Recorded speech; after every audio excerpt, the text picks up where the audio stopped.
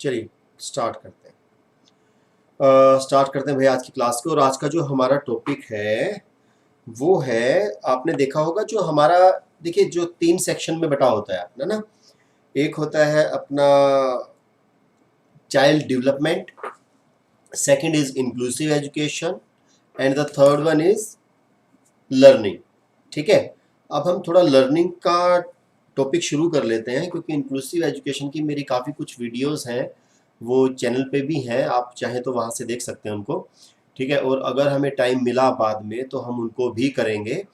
तो अभी के लिए हम उस टॉपिक पे चलते हैं जो लर्निंग का है और 10 मार्क्स का होता है, और आमतौर पे उसके बारे में हमें कम ही नॉलेज रहती है। ठीक है, तो आज पढ़ते हैं हम। सबसे पहले भाई वेलकम आपका पवित्रा एकेडमी पर।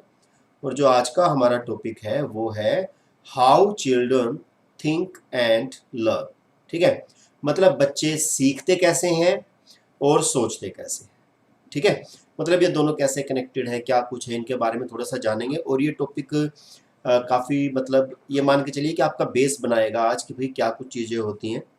ठीक है, हालांकि लर्निंग के बारे में हम नेक्स्ट क्लास में देखेंगे, टाइप्स ऑफ लर्निंग जो भी होगा, थ्योरीज जो अलग अलग हमारी दी गई हैं वो सारी थ्योरीज हम करेंगे। ठीक है, लेकिन फिलहाल आज हम थिंकिंग के बारे में थोड़ा डिस्कस कर लेते हैं। ठीक है, देखो भाई, सबसे पहले तो मैं बात करूंगा, ये फिर से आ गया दादाजी।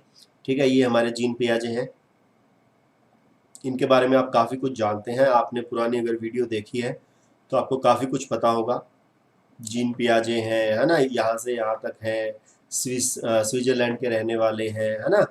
इस चीज़ में थे कि भाई कैसे नॉलेज क्रिएट होती है, डेवलप होती है ना, इस चीज़ के बारे में काफ़ी इन्होंने बातें कही है। आफ्टर दैट हमने ये जाना था कि भाई इनके 3 बच्चे थे, है ना, डेवलपमेंट रिकॉर्ड रखा था इन्होंने। मैं जस्ट आपको रिकॉल करवा रहा हूँ, कुछ बता नहीं रहा हूँ, क्योंकि ये चीज़ें रिलेटेड हैं। अगर आपको इनका पता है तो काफ़ी चीज़ों का आपको क्लियर होने वाला है। Yes, good evening Paramveer and Pooja Kaushik. ठीक है, तो भाई ये हम डिस्कस कर चुके हैं पहली वीडियोस में। 3 बेबी हुए, उनका रिकॉर्ड रखा, सिमिलरिटी मिली, सेम पैटर्न था। ठीक है, थ्योरी बनाई, थ्योरी का नाम क्या था? अच्छा, फिर कुछ कॉन्सेप्ट्स के बारे में देखा हमने कि भाई कौन से कॉन्सेप्ट्स हैं, हम इनके ऊपर अभी नहीं जाएंगे। ठीक है, फिर हमने देखा कि भाई जो हमारा कोग्निशन है और नॉलेज है, क्या कुछ अंतर है, क्या डिफरेंस है, इसके बारे में हमने जाना था। ठीक है, ज्ञान का निर्माण हम करते हैं, कंस्ट्रक्शन करते हैं। ठीक है, इन शब्दों को आप पकड़ के चलना कि हम कंस्ट्रक्ट करते हैं। और इन्होंने क्या किया कि भाई क्या कहा कि ज्ञान का निर्माण हम खुद से करते हैं, अपने आप से करते हैं। तो इनको फादर ऑफ कंस्ट्रक्टिविज्म भी कहा जाता है। और मैं ये इसलिए बातें बता रहा हूँ कि जो हम थिंकिंग और लर्निंग को जो कनेक्ट करेंगे वो हम इस कंस्ट्रक्टिविज्म को बेस बना के करेंगे। ठीक है, कि भाई बच्चा अपने ज्ञान का निर्माण स्वयं करता है, खुद करता है। ठीक है, हम ये सब चीज़ें जान चुके हैं पहले वीडियोस में। ठीक है, दूसरी बात हमने ये जाना कि भाई हम इन्वायरमेंट से सीखते हैं। ठीक है, एक्टिव कंस्ट्रक्टर होता है बच्चा, प्रॉब्लम सॉल्वर होता है बच्चा, साइंटिफिक इन्वेस्टिगेटर होता है, मतलब ये शब्द आ चुके हैं हमारे सामने। एक्सप्लोरर होता है, अन्वेषण करता है, होता है ना। और भाई इन्होंने समाज पे नहीं दिया था, फिलहाल अभी ये बात करने का टाइम नहीं है, लेकिन ये चीज़ें भी हमने जानी कि भाई जो है वो हम मानते हैं कि ऐसा है, लेकिन ऐसा नहीं है, ये बराबर सोचते हैं। यहाँ तक हम डिस्कस कर चुके हैं। ठीक है, इन्होंने फिर एक थ्योरी दी, थ्योरी में 4 स्टेजेज रही हमारी, सभी को इन स्टेजेस का भी पता है। ठीक है, सभी को इन स्टेजेस का आइडिया है। ठीक है, अब आज जो हम बात करेंगे वो हम बातें करेंगे इस वीडियो लेक्चर में common concepts related to thinking and learning. पहले तो हम इसके बारे में जानेंगे, और दूसरी चीज़ हम ये जानेंगे कि who is responsible for the failure of a child. ठीक है जी, बच्चा अगर फेल होता है तो रिस्पॉन्सिबल कौन है, वैसे तो आपको पता है। ठीक है, लेकिन फिर भी इसको थोड़ा सा और टेक्निकली समझ के चलेंगे कि भाई क्या कुछ है एग्जैक्टली चीज़ें। ठीक है, चलिए स्टार्ट करते हैं। सबसे पहले बात आती है कि व्हाट इज थिंकिंग। ठीक है, मैं आपसे पूछता हूँ कि व्हाट इज थिंकिंग, सोचना क्या है या चिंतन क्या है ना। आप सारा दिन सोचते रहते हैं। आपने भी देखा होगा ना, हमारा जो ब्रेन है, जो हमारा माइंड है, वो सोच के देखिए कि कब से हमारे कितने पूर्वज आ चुके हैं इस धरती पे हमसे पहले।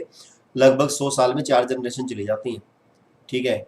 और कितने हमारे पूर्वज हैं जो आए होंगे, सक्सेसफुली रहे होंगे, और उनकी वजह से आज हम यहाँ पर हैं।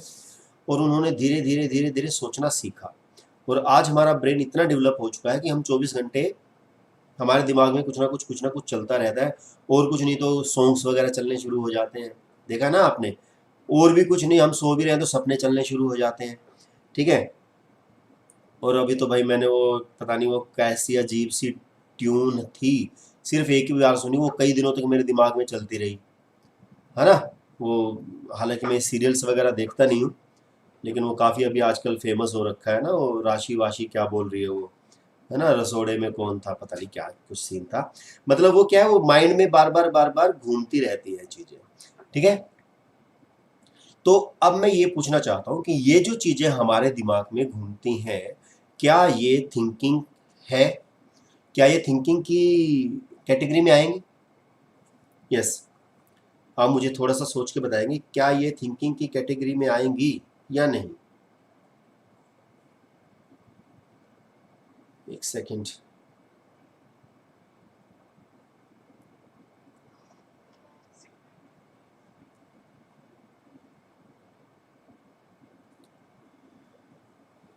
यस,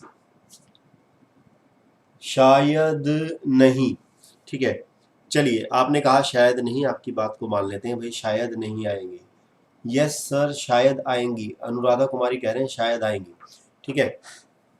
चलिए, मतलब ये थिंकिंग है जो हमारे माइंड में विचार चलते ही रहते हैं, चलते ही रहते हैं ना, 24 घंटे कुछ ना कुछ चलता ही रहता है, ठीक है। वो थिंकिंग है, ठीक है। चलिए, आपने ये कहा, आपने ये कहा नहीं आएंगी। समवन इज कॉन्शियस और अनकॉन्शियस, ठीक है जी। परमवीर सिंह ने बिल्कुल ही टेक्निकल जवाब दिया है जी, घबराने वाला सा, ठीक है। चलो कोई बात नहीं। एक और क्वेश्चन, जब कोई एजिड व्यक्ति होता है, ठीक है ना, सपोज मैं आपको तो नहीं कह सकता कि भाई कुछ टाइम के बाद हो सकता है, और 20-30 साल के बाद, ठीक है। आप बैठे और बैठ के सोचे, वो हो क्या दिन थे, है ना, कितने जबरदस्त दिन थे वो, है ना। ऐसा अभी तो नहीं सोचते ना, ठीक है। मतलब क्या दिन थे जब हम सोचे व्हाट वर दोज डेज, ठीक है। तो क्या ये थिंकिंग होगा या नहीं होगा? यस, गुड इवनिंग वर्षा। क्या ये थिंकिंग है या नहीं है? चलिए, एक और क्वेश्चन करता हूँ। अगर एक बच्चा सोचता है that I will buy Lamborghini when I grow, है ना, कि जब मैं बड़ा होऊंगा तो मैं लंबरगिनी गिनी खरीदूंगा। अरे देखो, हमसे तो नाम भी नहीं लिया जा रहा, खरीदनी तो दूर की बात है, ठीक है। तो क्या ये थिंकिंग है? क्या ये चिंतन है? ऑफ कोर्स है। चलिए जी, है, सभी का जवाब है। लेकिन मैं कहूँगा ये थिंकिंग नहीं है। एग्जैक्टली जो वो मैडम जी देख रही हैं, जो सोच रही हैं कि क्या दिन थे, हो, है ना, मज़ा आ गया, ठीक है। वो क्या है, वो रिकलेक्टिंग है, ठीक है, या रिमेम्बरिंग है। हम किन्हीं चीज़ों को याद कर रहे हैं, हम किन्हीं चीज़ों को रिकलेक्ट कर रहे हैं, ठीक है ना। हम नॉर्मल भाषा में बोल देते हैं भाई सोच रहे हैं, ठीक है, मान भी लेते हैं, आपकी बात भी सही है कि हाँ भाई है, ठीक है।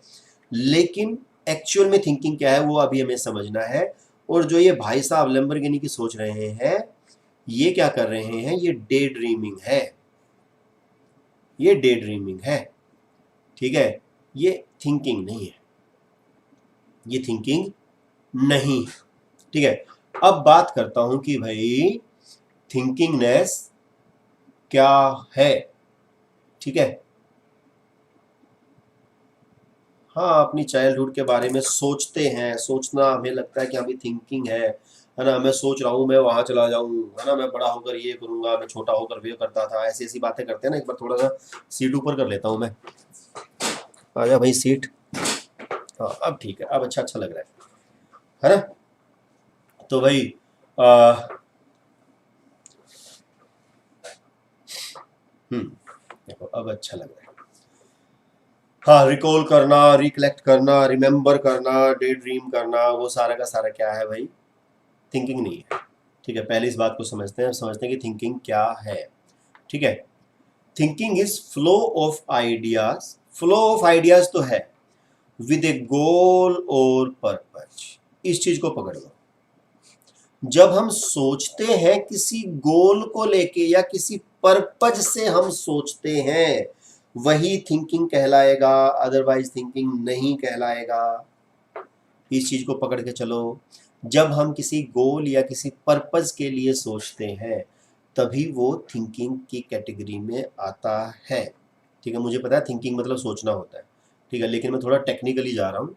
ठीक है, वहां की बात बता रहा हूँ। जैसे यदि आप सोचना शुरू करें, what should I do for my living और लाइवलीहुड, कि भाई मैं अपने जीवन यापन के लिए क्या करूंगा। अब आप किसी गोल के लिए सोच रहे हैं, पर्पजफुल सोच रहे हैं, तो वो क्या है? थिंकिंग है। ठीक है, आई शुड गो, आपने कभी सोचा होगा कि भाई मुझे टीचिंग प्रोफेशन की तरफ जाना चाहिए, उसके लिए मुझे कोई डिप्लोमा या डिग्री करनी पड़ेगी। ये आप एक प्लानिंग कर रहे हैं, ये आप एक सिस्टमेटिक वे से चल रहे हैं। ये नहीं कि भाई अपने आप ही कुछ कुछ चलता आ रहा है, कभी ये गाना शुरू हो गया, कभी वो गाना शुरू हो गया, कभी उसकी बात आ गई, कभी इसने क्या कहा था वो आ गया। वो सोचना नहीं है भाई।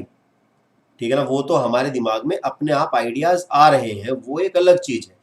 लेकिन जो असल में जो थिंकिंग है, जो टेक्निकली मैं कहूँ थिंकिंग है, जो एक्सेप्टेड डेफिनेशन है थिंकिंग की, वो ये है कि जब हम पर्पजफुली किसी चीज को सोचते हैं, ये आपने किसी पर्पज से सोचा, ये किसी पर्पज से सोचा, ये भी आपने किसी पर्पज से सोचा और फिर किया। ठीक है, उसके बाद में आपने क्या सोचा? I have to qualify CTET और एस्टेट। ठीक है ना, समझ रहे हो? अब आपने जैसे सोचा कि भाई मुझे ये करना पड़ेगा, उसके बाद में क्या क्या बेनिफिट होंगे, कैसे ये मेरे लिए काम करेगा, आप पर्पजफुली सोच रहे हो ना। विच बुक्स शुड आई रीड, मुझे किन किन बुक्स से रेफर करना चाहिए, है ना, रेफरेंस लेना चाहिए इसके लिए अगर मैं करना चाहूँ तो। ठीक है, which job to apply after CTET, CTET के बाद में मुझे किस जॉब को अप्लाई करना है, मुझे DSSB में जाना है, मुझे KVS में जाना है, NVS में जाना है, या अपनी जो किसी स्टेट का जो होता है उसमें जाना है, स्क्रीनिंग वगैरह करके। तो ये जो सोचना है ना, ये जो सोचना है एक्चुअल में ये थिंकिंग, क्योंकि ये आप किसी गोल के अकॉर्डिंग और पर्पज के अकॉर्डिंग कर रहे हैं। वैसे दिमाग में विचार आना थिंकिंग नहीं है। इस चीज को समझ के चलिए। ओके, और क्या? ठीक है, चलिए आगे चलते हैं। अब थोड़ा सा और टेक्निकल बातें समझते हैं। Thinking is a cognitive activity, भाई ये तो सबको पता है ना, संज्ञानात्मक गतिविधि है। ठीक है, मतलब इसमें हमें अपने ब्रेन को जानबूझकर कॉन्शियसली अप्लाई करना है। इस चीज को पकड़ के चलो। जो सबकॉन्शियस अनकॉन्शियस है, जैसा कि परमवीर सिंह ने कहा था कि भाई जो कॉन्शियस हम अप्लाई करते हैं ना, जब हम बैठ के सोचते हैं किसी चीज के बारे में, वही असली थिंकिंग है। अनकॉन्शियसली आपके दिमाग में कुछ कुछ चल रहा है पीछे बैकग्राउंड में, कोई गाना चल रहा है, कोई बात चल रही है, वो थिंकिंग नहीं है। ठीक है, after that it is a problem solving behaviour. इस चीज को पकड़ के चलो। ठीक है, ठीक है, मतलब कहने का कि जब हम किसी प्रॉब्लम सॉल्विंग चीज के बारे में सोचते हैं, मतलब हम किसी समस्या समाधान के बारे में सोचते हैं। अब हम कर रहे हैं भाई कैरेक्टरिस्टिक्स, कर रहे हैं कैरेक्टरिस्टिक्स ऑफ थिंकिंग कि चिंतन की क्या क्या विशेषताएं हैं। सबसे पहली विशेषता क्या है? It is a problem solving behaviour. From the beginning till the end there is some problem around which the whole process of thinking revolves. एक प्रॉब्लम होती है, हम उसके चारों तरफ अगर हम सोचते हैं, ठीक है ना, जैसे कि भाई मैं कुछ कहूँ कि भाई मुझे मेरे सामने अभी ये प्रॉब्लम है, तो मैं उसके बारे में सोचना शुरू करूँ, मैं कॉन्शियसली सोच रहा हूँ ना, वो क्या होगा? थिंकिंग कहलाएगा। ठीक है, वैसे ही हम लेट के टीवी देख रहे हैं, क्या चल रहा है क्या नहीं चल रहा है, वो थिंकिंग नहीं है। ठीक है, चिंतन की प्रक्रिया शुरू से अंत तक किसी समस्या के चारों ओर घूमती है। ठीक है, यूरिस्टिक है ना, जो कि हमें ये कुछ ऐसा रहेगा, देख लेना, कोई इशू नहीं है। ठीक है, it is always directed to achieve some end or purpose. इसका जो हमेशा ही गोल रहेगा वो क्या रहेगा कि भाई कुछ पर्पज के लिए चलेगा, ये हम डिस्कस कर चुके हैं। ठीक है, सदैव किसी उद्देश्य को प्राप्त करने के लिए, ठीक है ना, आप वैसे ही नहीं करते, आपका कोई ना कोई उद्देश्य होता है जब आप थिंकिंग करते हैं तब, ठीक है। After that it is mental exploration, इस चीज को पकड़ के चलना, it is mental exploration instead of motor exploration, मतलब ये मेंटल एक्सप्लोरेशन है, मोटर एक्सप्लोरेशन नहीं है, ठीक है। यह गतिक नहीं वरन मानसिक अन्वेषण है, ठीक है। मान के चलना, मान के चलना, अब इस चीज को समझना, ठीक है। अगर आपकी कोई चीज गुम हो गई है, ठीक है, अगर आपकी कोई चीज गुम हो गई है, ठीक है, और आप उसको ढूंढते फिर रहे हैं, ठीक है, और आप उसको ढूंढते हुए फिर रहे हैं, तो वो जो फिरना है ना, वो थिंकिंग नहीं है। थिंकिंग क्या है?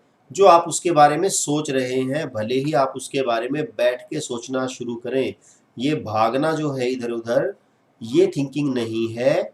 ये बैठ के और शांति से एक जगह ये सोचना कि भाई कहाँ हो सकता है, इस प्रॉब्लम का क्या सोल्यूशन हो सकता है, वही थिंकिंग है, और कुछ थिंकिंग नहीं है। Yes, good evening Abha and Ritu Mehra, ठीक है। थोड़ा सा इसको लेके चलेंगे।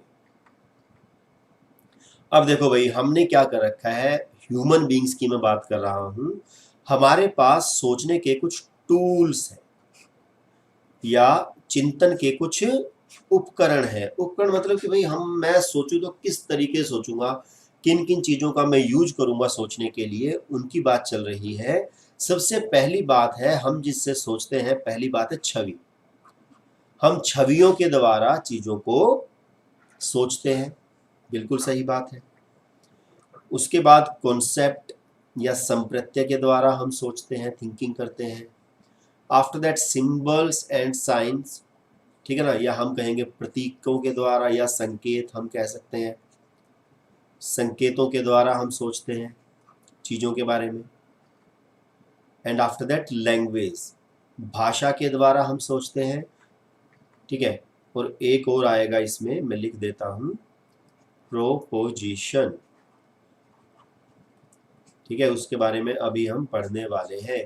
These are the tools of thinking, ठीक है। सोचने के लिए जो टूल्स होते हैं उनको मैं बता रहा हूँ, ठीक है। अब सबसे पहले बात करते हैं भाई इमेजेस की या छवि की, ठीक है। Very often images are used as an instrument of thinking.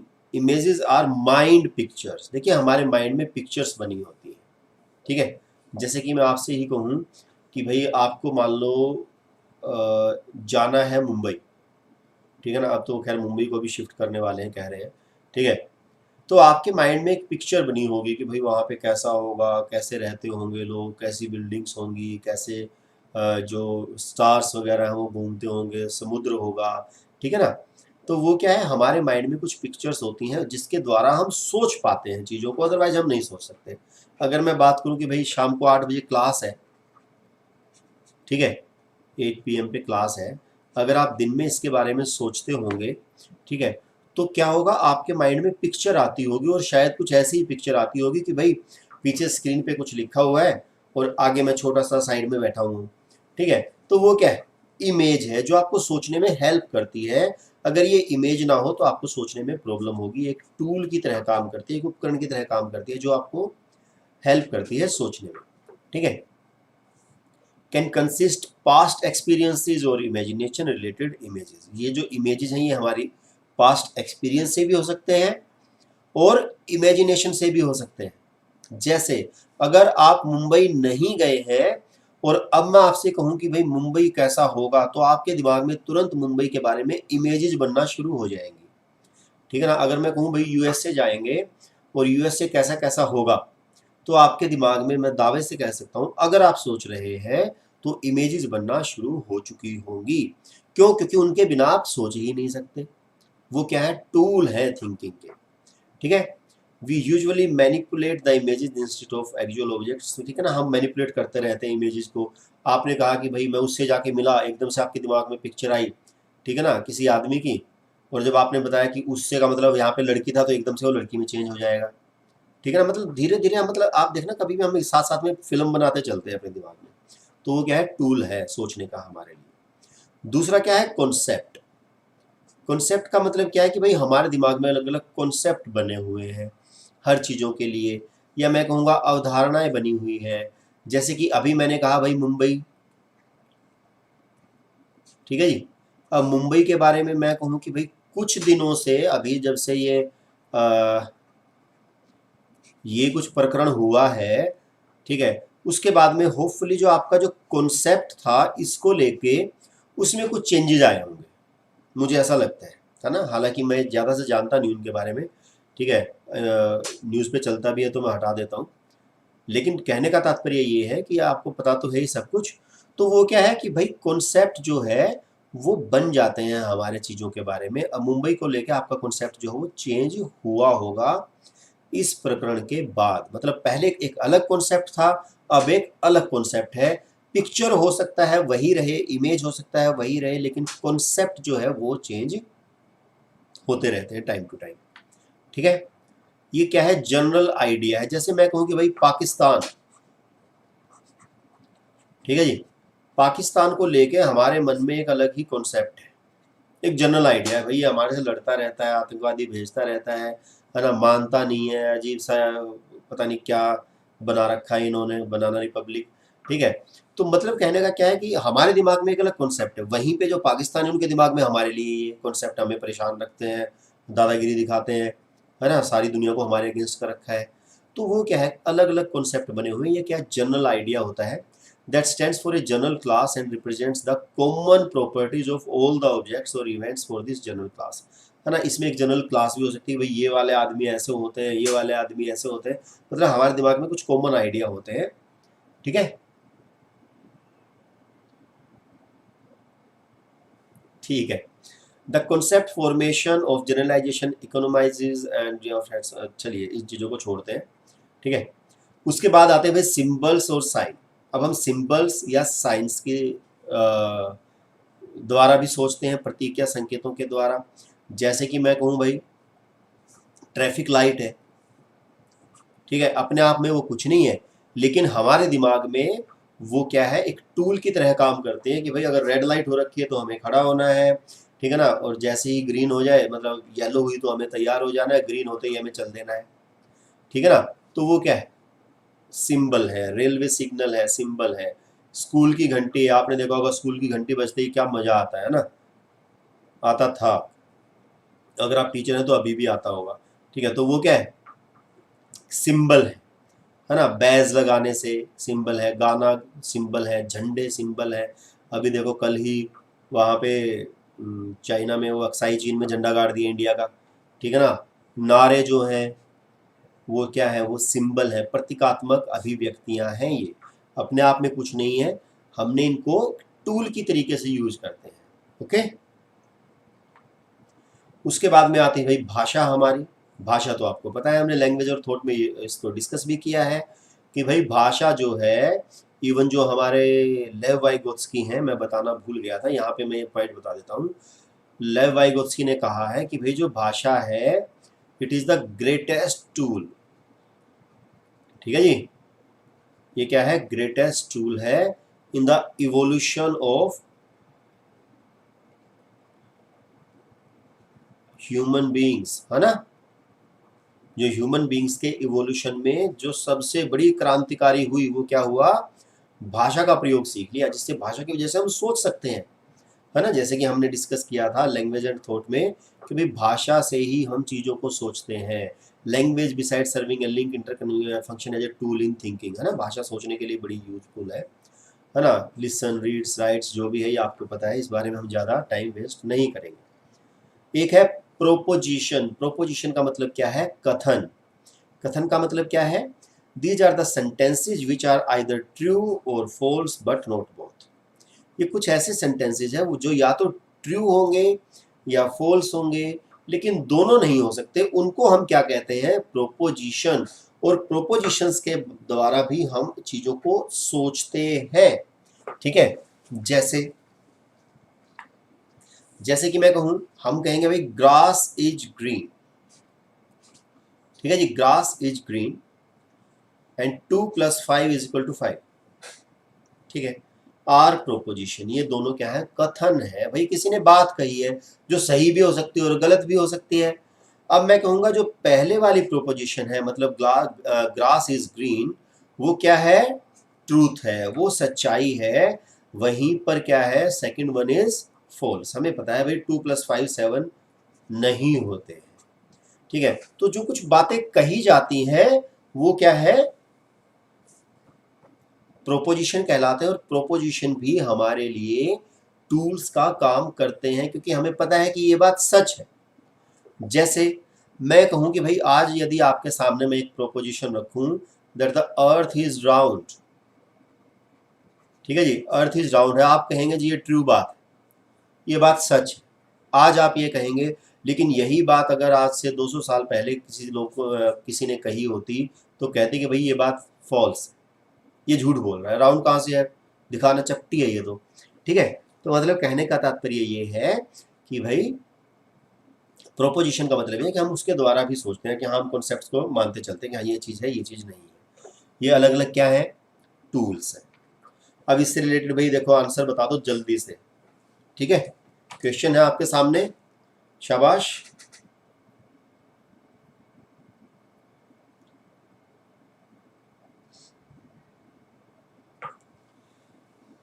Answer, बाल कुछ ज़्यादा ही लंबे हो गए भाई, डर लगता है बाल छोटे करवाने में भी, कोरोना का इफेक्ट इतना ज़्यादा है भाई।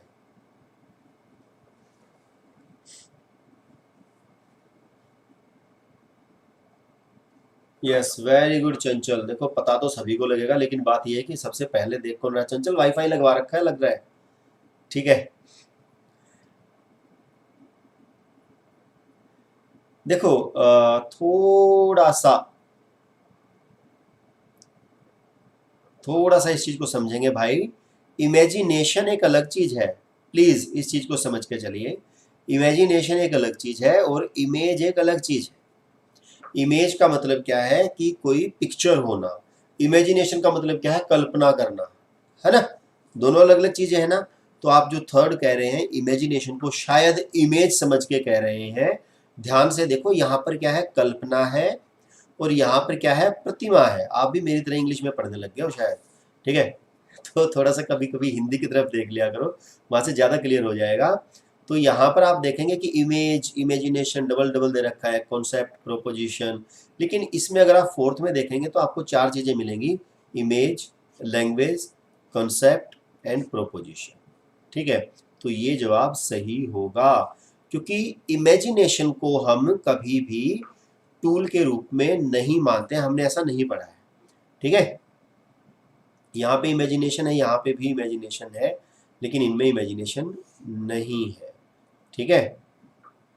आप चीज को समझना, ठीक है। आगे चलते हैं। अब आता है भाई कॉन्सेप्ट मैप। हम पहले भी हालांकि डिस्कस कर चुके हैं। Concepts map are used organize structure and comprehend the information in a better way. Concept map का हम यूज कब करते हैं, जब हमें जो इंफॉर्मेशन जो हमारे पास है हम उसको क्या करते हैं, ऑर्गेनाइज करते हैं, स्ट्रक्चर करते हैं और कंप्रीहेंड करते हैं, मतलब अंडरस्टैंड करते हैं इन ए बेटर वे। ज़्यादा बेटर तरीके से हम उसको समझ पाते हैं, ऑर्गेनाइज कर पाते हैं, ठीक है ना। उसका एक पर्टिकुलर स्ट्रक्चर बना देते हैं। जैसे कि ये दिखाई दे रहा हो अगर आपको, तो चॉकलेट परचेजिंग फैक्टर्स दिखा रखे, भाई चॉकलेट कब कब खरीदोगे, प्राइस के हिसाब से खरीदोगे, ठीक है भाई। हाई हाई प्राइस का कब खरीदोगे, जब गिफ्ट देना होगा। एवरीडे स्नैक के रूप में लोगे तो भाई कम प्राइस का लोगे, सीधी सी बात है, सबके साथ यही होगा ना, ठीक है ना। क्वालिटी के आधार पर अगर हम देखें तो कैसे होगा, न्यूट्रिशन के अकॉर्डिंग देखें तो क्या कुछ होगा, टेस्ट के अकॉर्डिंग देखें तो क्या कुछ होगा। मतलब ये हमने क्या है, एक चीज़ का कॉन्सेप्ट मैप बना रखा है कि भाई किस किस चीज़ से क्या क्या चीज़ें, उसके प्रोज एंड कॉन्स, सारी चीज़ें उससे एक बार देखने से क्लियर हो जाता है, ठीक है। तो इसमें ज़्यादा सा कुछ नहीं है भाई। जल्दी से आप एक इसका आंसर दे दो, आपको पता ही है कि इसका फ़ायदा क्या है, नुकसान क्या है। Concept map are most likely to increase understanding of new concepts by, किस तरीके से हमारी अंडरस्टैंडिंग को इंक्रीज करते हैं कॉन्सेप्ट मैप।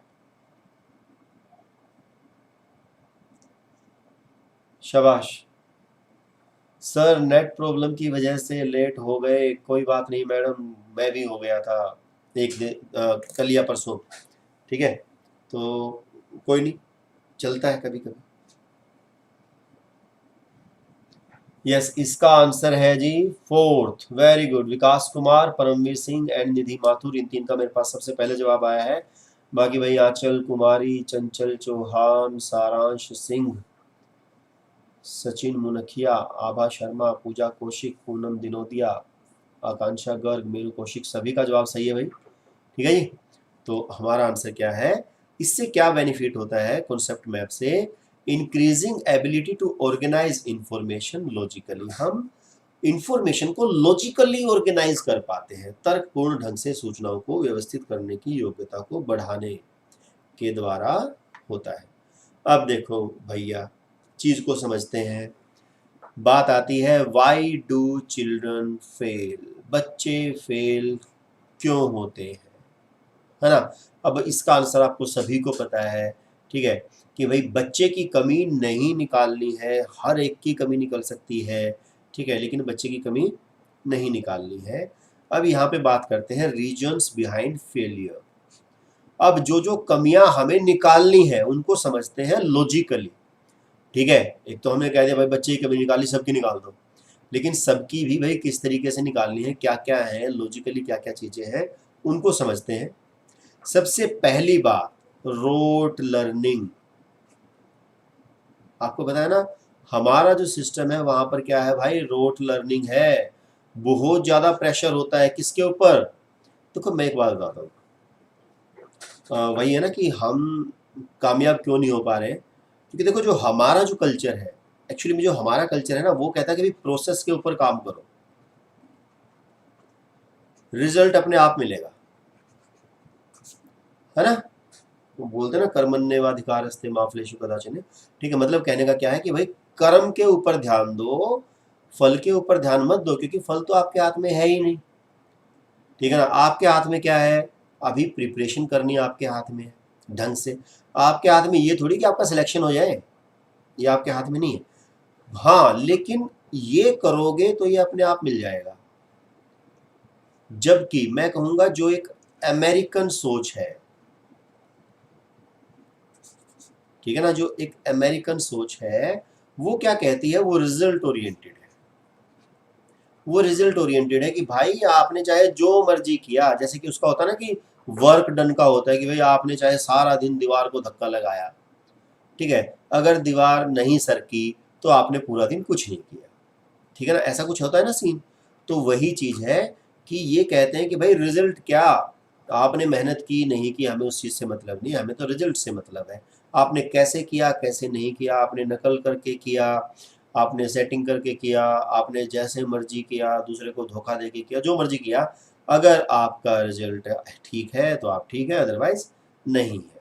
तो उसी सिस्टम को हमने अपना लिया। हमने क्या किया कि भाई स्कोरिंग के ऊपर ध्यान है हमारा, अच्छे नंबर आए, अगर आपके 100% मार्क्स हैं, मेरे को 99% मार्क्स हैं, तो आप ज़्यादा इंटेलिजेंट, आप ज़्यादा कामयाब, आप ज़्यादा अच्छे, आप सब कुछ इन कंपैरिजन टू जिसके 90% है। 90 वाला 80 वाले से अच्छा है, 80 वाला 70 वाले से अच्छा है। आप समझ रहे हो ना? तो हमारा केवल और केवल इस चीज़ के ऊपर है। इस बात से मतलब नहीं कि नॉलेज कितनी है, उसने सीखा क्या है, वो आगे जाके उस चीज़ को अप्लाई कर सकता है या नहीं कर सकता, उसके ऊपर हमारा काम नहीं है। तो यही एक बड़ा कारण होता है कि भाई हम केवल स्कोर की बात करते हैं रादर देन कॉन्सेप्चुअल क्लैरिटी। हमें कॉन्सेप्चुअल क्लैरिटी से मतलब ही नहीं है, इसको कुछ समझ में आया है या नहीं आया कोई मतलब नहीं है भाई, इसने रटा और वहां पे जाके लिख दिया, दैट्स इट, बात खत्म, नंबर आ गए, बात खत्म। आपने भी देखा होगा नंबर, मतलब एग्जाम होने के बाद में एकदम से हम सब कुछ भूल जाते हैं। फिर कोई पूछे ना कि क्या था ये, अब मुझे नहीं याद भाई, मुझे पता ही नहीं है, तो वो क्या है, हम कॉन्सेप्ट क्लियरिटी पे काम नहीं कर रहे हैं, हम केवल स्कोर के लिए काम करते हैं, जो कि गड़बड़ है। ठीक है, therefore the emphasis on rote learning due to which many children are not able to grasp the concepts. बच्चों को कॉन्सेप्ट्स याद करने की जरूरत ही नहीं है, समझने की जरूरत ही नहीं है, बस रट लो जाओ। ठीक है, और जिसके बाद में वो क्या होगा, फेल हो जाते हैं। ठीक है, after that passive learning. Passive learning का मतलब क्या है भाई, निष्क्रिय अधिगम। ठीक है, निष्क्रिय अधिगम का मतलब क्या, कि भाई टीचर जो है उन्हीं की वो चलती है, मोनोपोली चलती है, बच्चा जो वो निष्क्रिय बैठा रहता है, उसको समझ में आ रहा है नहीं आ रहा है, ठीक है ना, उसको कोई मतलब ही नहीं है, ठीक है, बच्चा भी पीछे फिर खेलने लग जाता है, यार दोस्त अपने जैसे बना लेता है, ठीक है। अभी भी क्या है, लर्निंग पैसिव है, आपको पता है भाई, चाइल्ड सेंटर्ड हम बोलते बोलते हैं, है ना। कब बात करी थी, हमने डिस्कस किया था चाइल्ड सेंटर्ड का, जॉन डीवी ने, ठीक है, हम बोलते बोलते हैं, अभी तक भी वो चीज़ आई नहीं है जो एग्जैक्टली हम पढ़ते हैं या पढ़ाते हैं, ठीक है। पैसिव होती है जस्ट सिट, बच्चे सिर्फ बैठते हैं और watch the teacher teaching on black board, teacher black board पे पढ़ा रहे हैं, बच्चे बैठे बैठे देख रहा है, ठीक है ना। और ये जो टीचिंग है ये क्या है, बोरिंग है।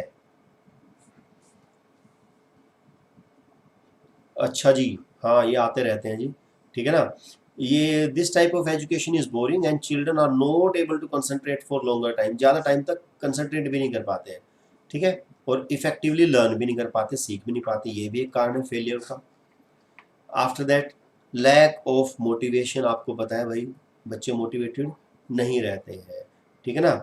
When they are not able to score good marks, भाई मान लो किसी बच्चे के नंबर अच्छे नहीं आए हैं, ठीक है ना, तो वो क्या कर लेते हैं, वो उसको अपनी डेस्टिनी मान लेते हैं, वो मान लेते हैं भाई तू तो निकम्मा है ना, तू जीवन में कुछ नहीं कर सकता, ठीक है ना। और एक बार मैं सच बता रहा हूँ, अगर किसी व्यक्ति के मन में एक बार ये बात घर कर गई ना कि तू निकम्मा है, उसको फिर दुनिया का कोई ताकत उसको कुछ नहीं कर सकती, ठीक है। तो थोड़ा सा हमें मोटिवेशन की ज़रूरत होती है। After that fixed curriculum, fixed curriculum का मतलब क्या है कि भाई आपको पता है इंक्लूसिव एजुकेशन क्या कहती है, इंक्लूसिव एजुकेशन कहती है कि भाई each and every child should be concluded या have to be included in the classroom, ठीक है। लेकिन उसके लिए क्या करना पड़ेगा, हमें करिकुलम को कम या ज़्यादा करना पड़ सकता है। भाई एक बच्चा है वो फिजिक्स में बहुत अच्छा है लेकिन उसको केमिस्ट्री नहीं आती है, तो हमें क्या करना चाहिए, फिजिक्स का जो करिकुलम है वो बढ़ा सकते हैं ताकि उसकी जो क्यूरियोसिटी है वो शांत हो, उसका टैलेंट काम आए, और वहीं केमिस्ट्री का कम कर सकते हैं। लेकिन ऐसा नहीं होता है, हमारे स्कूलों में क्या है, फिक्स्ड करिकुलम है, ठीक है। बात तो कर रहे हैं इसके बारे में, लेकिन देखते हैं ग्राउंड पे कितना होता है, ठीक है। चलिए बताने की कुछ नहीं, इसमें यही है भाई विभिन्न रुचियां हैं, अलग अलग होते हैं बच्चे, क्षमताएं डिफरेंट है, ठीक है ना। तो ऐसा नहीं हो सकता कि भाई एक ही वो कर ले। Autocratic environment in the class, निरंकुश वातावरण, निरंकुश वातावरण जैसे मैंने बताया कि भाई जो मास्टर जी होते हैं उनका ऑटोक्रेसी चलती है, ठीक है, वही सब कुछ है, वो जो चाहेंगे वो होगा, जब मन किया आज तो मेरा तबीयत खराब है आज मैं नहीं पढ़ा रहा हूँ, है ना, बच्चे की तबीयत खराब है नहीं, वो कोई मतलब ही नहीं है, ठीक है। या फिर भाई बच्चे का क्या पढ़ने का मन है, उससे मतलब नहीं है, आज तो मेरा पोएम पढ़ाने का मन है, आज मैं पोएम पढ़ाऊंगा, आज गाने का मन है ना। तो वो क्या है, खुद के मन से चलते हैं भाई, ऑटोक्रेसी है, ठीक है। क्वेश्चन नहीं पूछे जाते हैं जिसकी वजह से भाई एक डर होता है बच्चे के मन में, क्या होता है, डर हो जाता है मास्टर जी का कि भाई पूछूंगा कभी बेइज्जती ना हो जाए, कभी पिटाई ना हो जाए, है ना, जिसकी वजह से क्वेश्चन नहीं पूछते, क्वेश्चन नहीं करेंगे तो भाई फिर कोई बेनिफिट नहीं है, ठीक है। हाँ जी, एनईपी में कुछ कहा तो गया है, बाकी देखते हैं क्या होगा।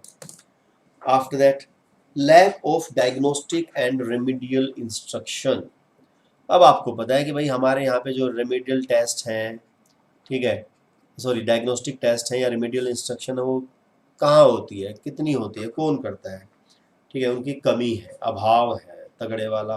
और जब तक वही नहीं होगी तब तक आगे बच्चा सीखेगा कैसे, कैसे कोई लर्न कर सकता है जब तक हम बच्चे के बेसिक क्लियर नहीं करवाएंगे। बेसिक क्लियर होना जरूरी है। आपको ये लग रहा हो कि भाई ये चीज़ें जो है सिंपल सिंपल सी बातें हैं, लेकिन ये बेसिक है, बेसिक क्लियर होना जरूरी है, जिससे हम इस लर्निंग में हमारा बेस बनेगा, हम आगे जाके चीज़ों को कर पाएंगे ढंग से, ठीक है। तो इसकी तो हमारे यहाँ पे भाई कमी रहती ही रहती है, बच्चे को नहीं आता तो भाई उसकी गलती है, हमारी कोई गलती नहीं है ना, हम ऐसा मानते हैं। रोंग असेसमेंट टेक्निक्स, हमारी जो असेसमेंट की टेक्निक्स हैं, आकलन की तकनीक है, वो क्या है, पेपर पेंसिल टेस्ट, केवल बस इतना ही, है ना। बच्चे को कंप्यूटर में कुछ आता है या नहीं आता है, किस भी हाथ पे देखते हैं जी भाई लिख पा रहा है या नहीं लिख पा रहा है डेफिनेशन, अरे उसके हाथ कितनी जल्दी चलते हैं कंप्यूटर पे, उसको शॉर्ट जो है क्या बोलते हैं शॉर्ट कीज जो है वो कितनी याद है, उसको मैटर नहीं कर रहे हैं, वो लिख रहे हैं कि भाई डेफिनेशन कितनी लिख रहा है, उसके हिसाब से नंबर देंगे जी हम तो। ठीक है, तो केवल उसी के ऊपर है, जबकि इनके ऊपर नहीं है, इंटरव्यू के ऊपर या मॉडल मेकिंग के ऊपर या प्रोजेक्ट वर्क के ऊपर एम्फेसिस नहीं है, केवल और केवल पेंसिल पेपर टेस्ट के ऊपर है, जो कि गलत है। किताबों में ही बड़ी बड़ी बातें क्यों लिखते हैं ये लोग? अरे सही बात है भाई, क्या करें, लिखनी पड़ती। आफ्टर दैट वही देखो, एक बड़ा रीजन है क्या, लर्न्ड हेल्पलेसनेस। लर्न्ड हेल्पलेसनेस का मतलब क्या होता है कि भाई the person who fails regularly in life they accept failure before the result of any new task. ठीक है ना, या हम कहें कि भाई जो व्यक्ति जीवन में बार बार असफल होते हैं वो किसी भी काम के पहले ही अपनी असफलता मान लेते हैं। ठीक है ना, आपने देखा होगा ना कि भाई कोई बच्चा एक बार फेल हुआ, दो बार फेल हुआ, तीन बार फेल हुआ, वो यही मान लेता है भाई, रिजल्ट आने से पहले ही मान लेता है कि मैं तो फेल हूँ, है ना, पिटने के लिए तैयार हूँ मैं तो। ठीक है, तो वो क्या है,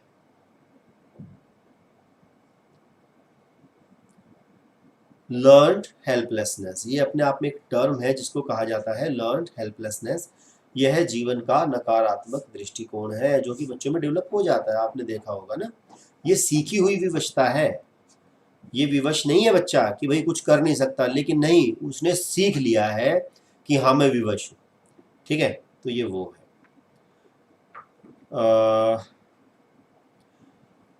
अब एक बात आती है भाई, the teachers real job is to change this helplessness to resourcefulness. ठीक है, अब जो टीचर का असली काम है वो क्या है कि ये जो हेल्पलेसनेस है, ये जो विवशता है, इसको चेंज करना है किसमें, साधन संपन्नता में। ठीक है, एक बार आप उसको मोटिवेट करके ये कह दो कि बेटा तू कर सकता है, तू पढ़ सकता है, फिर बच्चे को कोई दिक्कत नहीं है। वे व्यक्ति जिनके जीवन में बार बार समस्याएं आती हैं, उनके अंदर समस्याओं से लड़ने की क्षमता आ जाती है, वो क्या करने लग जाते हैं, कई आदमी क्या होते हैं कि भाई उन्हीं समस्याओं को लेकर चैलेंज मान के उनको पार कर जाते हैं, और टीचर को क्या काम करना चाहिए, यही करना चाहिए। ठीक है, यह है जीवन का सकारात्मक दृष्टिकोण है, वो नकारात्मक था, ये सकारात्मक था। ठीक है, इसमें हमें इसे बच्चों में विकसित करना चाहिए, बिल्कुल सही बात है। तो आपको ये कुछ नहीं है, टर्म्स है, लर्न्ड हेल्पलेसनेस मतलब भाई ये हेल्पलेस है ना, इसकी मदद करनी पड़ेगी। ठीक है, विवश, और एक लर्न रिसोर्सफुलनेस। टीचर का काम यही है भाई, मानो चाहे मत मानो, आपको हेल्पलेसनेस को इसके अंदर चेंज कर दिया ना, बच्चा पढ़ेगा तो अपने आप ही, आपको ही पढ़ाने वाले नहीं हो। ठीक है, तो ये असली काम है, उसको साधन संपन्नता में बदल देना है। चलो भाई, अब इससे रिलेटेड क्वेश्चन कर लेते हैं बहुत सारे। शाबाश, नाउ इट्स योर टर्न। चलिए जी, अब आप मुझे आंसर बताएंगे फटाफट।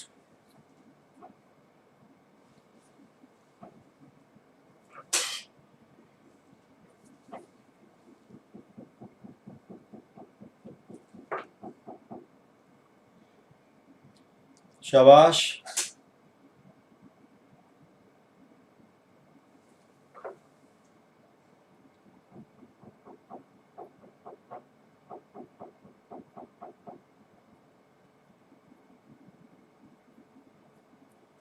Yes, very good, Vikas Kumar, Paramveer Singh, चंचल चौहान, इनका सबसे पहले जवाब आया है भाई मेरे पास। ठीक है, बाकी आंचल कुमारी, पूजा कौशिक, निधि माथुर, चंचल चौहान, अनुराधा कुमारी, शालू चंदेला और आकांक्षा गर्ग, सभी का जवाब सही है भाई। एक्वायर्ड बिहेवियर है, ये हमने एक्वायर किया है भाई, अर्जित किया है। हमने हारना सीखा है जीवन में, हारे नहीं थे, सीख लिया हमने। एक्वायर्ड बिहेवियर है, that they will not succeed, ये हमने एक्वायर किया है। ठीक है, acquired behaviour that they will not succeed, इसको हम क्या कहेंगे, लर्न्ड हेल्पलेसनेस। ठीक है, इस चीज को पकड़ के चलना। अगला क्वेश्चन।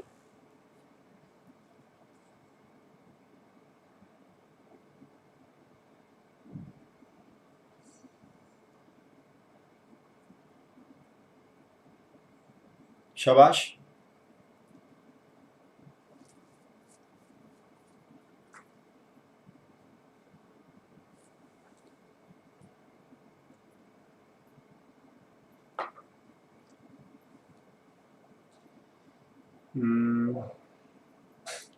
Very good.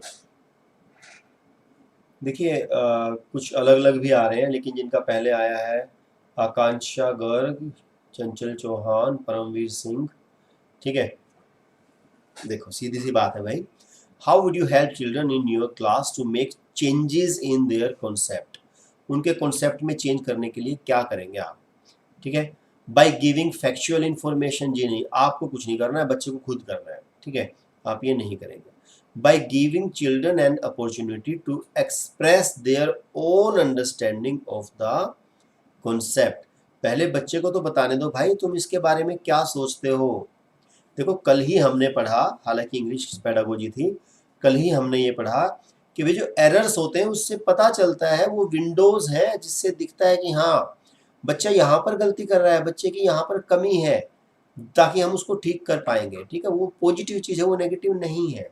ठीक है, तो हमें उसको मौका देना चाहिए कि वो अपने कॉन्सेप्ट्स को बताए। ठीक है, जैसे कि मैंने कहा कि भाई बच्चा बस में जा रहा है और उसको दिख रहा है कि हाँ भाई पेड़ पीछे भाग रहे हैं, तो उससे पूछो भाई कैसे भाग रहे हैं।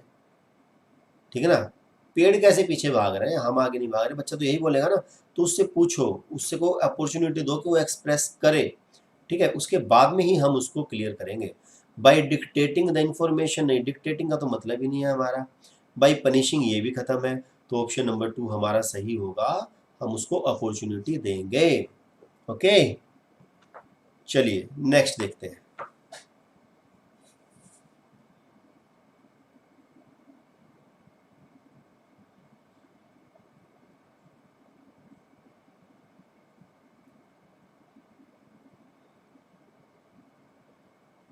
शाबाश।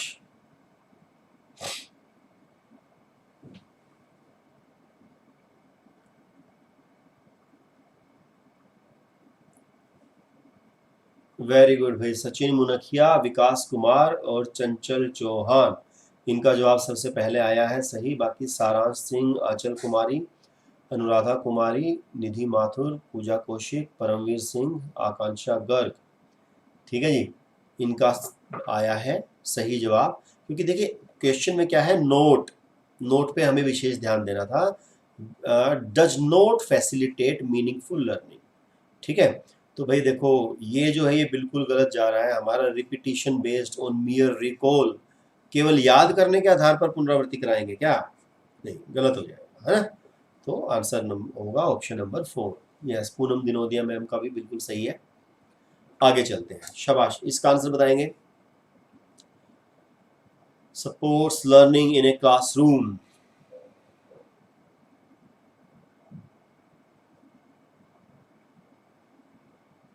शाबाश।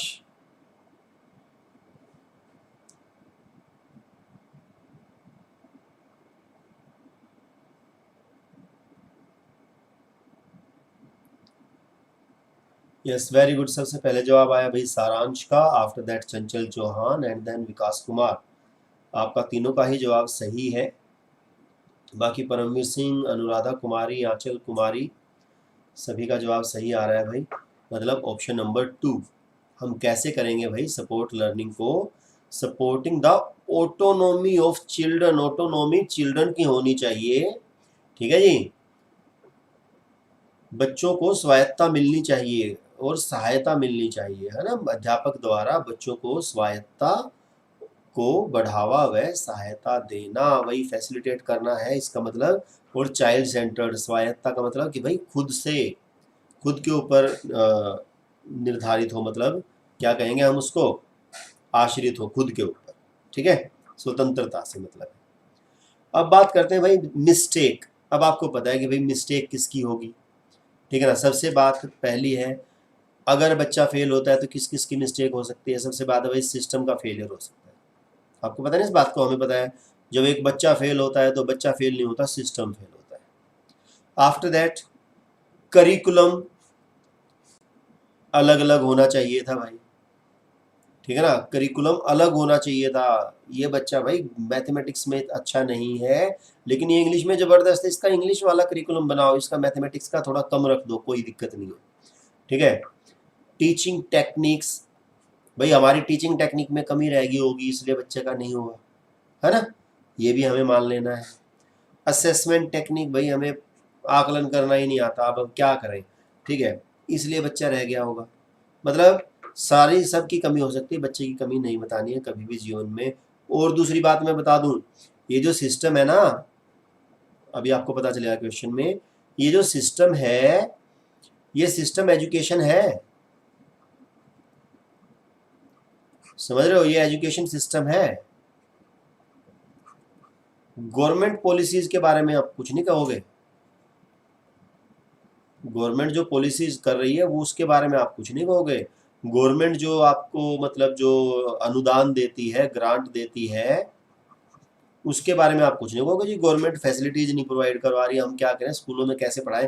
टीचर तो ऐसे ही बोलते हैं ना, लेकिन नहीं, एग्जाम में आपको कभी भी गवर्नमेंट पॉलिसीज के ऊपर डाउट नहीं करना है, आपको यही कहना भाई एजुकेशन सिस्टम खराब है ना, क्योंकि हम तो भाई एजुकेशन सिस्टम के पार्ट, और हमसे खराब कौन है दुनिया में, है ना।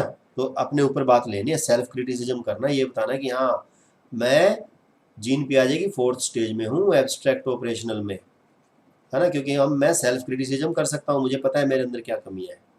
ठीक है, चलिए, शाबाश, आंसर।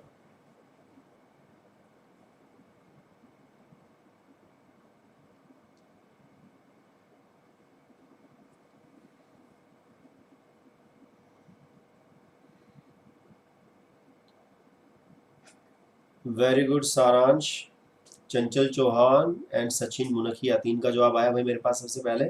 बाकी विकास कुमार, आंचल कुमारी, देखो बिल्कुल साफ दिखाई देता है, following is note true, note साफ साफ लिखा हुआ है अंडरलाइन करके, ठीक है। और सीधा लिखा है children learn in class only, जहाँ पे ओनली आ जाए वो तो होगा ही नहीं, और ये नेगेटिव का ही पूछा है तो नेगेटिव यही होगा भाई, यही हमारा आंसर है। बाकी औरों को देख लो, children learn when they are cognitively ready, बिल्कुल सही बात है भाई। नंबर ऑफ वे से सीखते हैं, बिल्कुल सही बात है। और नेचुरली मोटिवेटेड रहते हैं भाई, स्वाभाविक रूप से प्रेरित रहते ही रहते हैं। आपने देखा होगा ना, छोटे छोटे बच्चे अपने आप ही पूछते रहते हैं, वो नेचुरल है, उनको किसी ने कहा नहीं कि बेटा तू क्वेश्चन पूछ। लेकिन हम जब वो वही बच्चा स्कूल में जाता है, वो 2-4 को पिटते हुए देख लेता है, खुद भी 1-2 बार प्रसाद मिल जाता है, उसके बाद में फिर उसकी सारी क्यूरियोसिटी वहीं पे शांत हो जाती है, ठीक है, फिर उसको सारा ज्ञान हो जाता है, ब्रह्म ज्ञान हो जाता है, तो फिर वो क्वेश्चन पूछना बंद कर देता है, जो कि गलत है। ठीक है, यस, इसको देखते हैं। India has a lot of linguistic diversity. In this context, what is the most appropriate statement about multilingual classroom at primary level, especially class 1 and 2? शाबाश,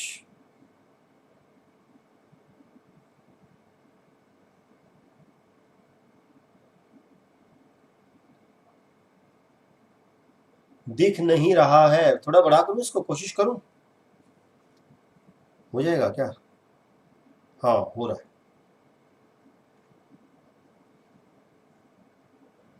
लो भाई देख लो।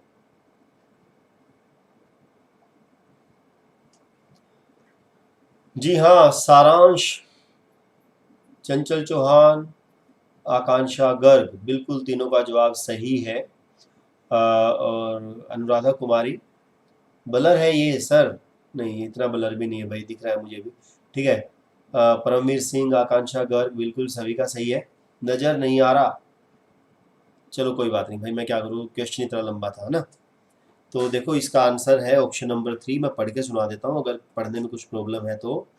Teacher should respect all languages, सही बात है, and encourage children to communicate in all of them, बिल्कुल भाई, बिल्कुल सही बात कह रहे हैं। तो शिक्षक को सभी भाषाओं का सम्मान करना चाहिए, और सभी भाषाओं में अभिव्यक्ति के लिए बच्चों को प्रोत्साहित करना चाहिए, है ना, क्योंकि भाषा की बात चल रही थी यहाँ पे। तो ये आंसर होगा अपना। यस, क्वेश्चन, शाबाश। इन कथनों में से आप किससे सहमत हैं? हिंदी पढ़ने का भी अपना अलग ही मजा, सच में, शाबाश।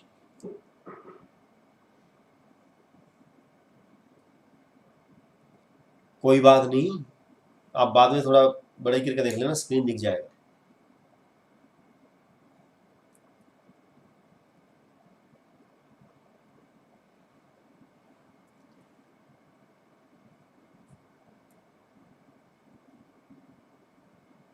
बिल्कुल, वेरी गुड।